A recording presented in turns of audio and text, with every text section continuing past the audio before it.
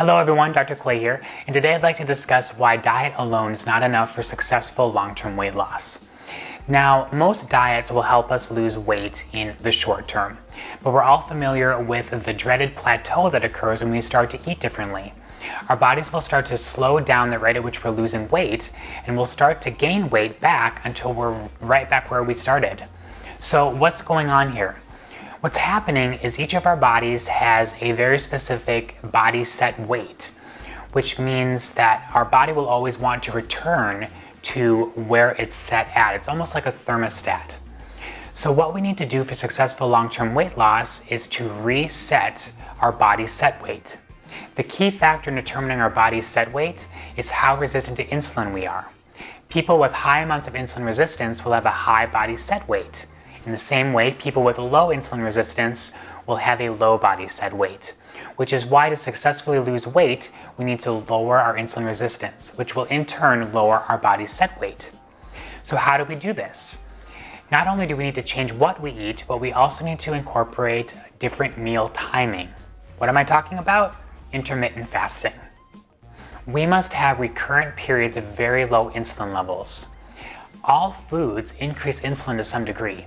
And so in order to successfully lower our insulin levels, we have to abstain from food for periods of time. So instead of looking for some exotic, never before seen diet fad, why not tap into a tried and true ancient healing tradition? Hippocrates, the father of modern medicine, once said, "To eat when you are sick is to feed your illness." Consider the last time you were sick. Probably the last thing you wanted to do was eat something.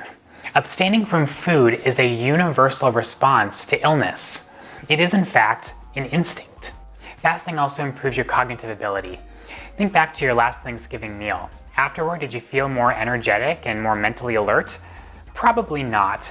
After you have a big influx of food, your body has to pump blood into your digestive tract to digest what you've eaten, which is blood that's not available to your brain for functioning. And so fasting does the opposite because it allows that blood to be available for your brain. Glucose and fat are the body's main sources of energy.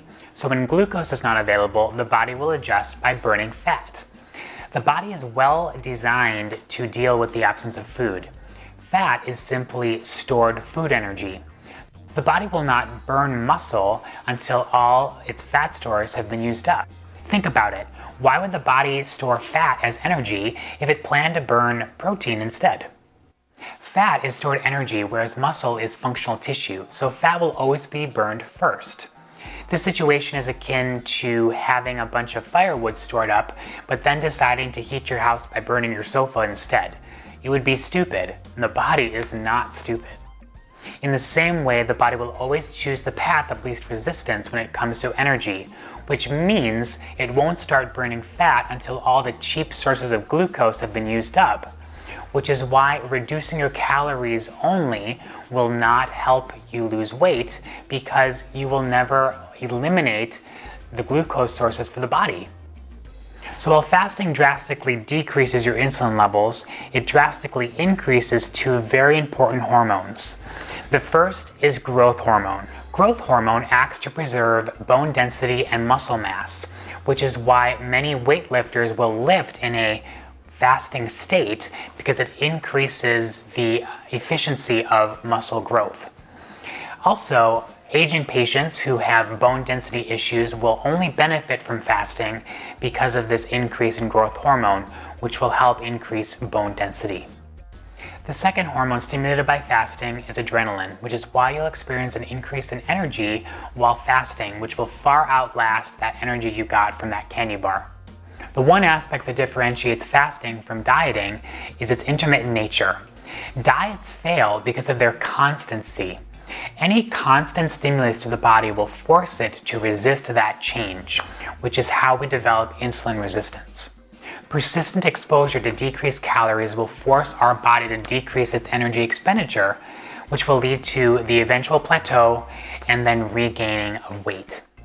Successful eating habits must be intermittent in nature, not steady.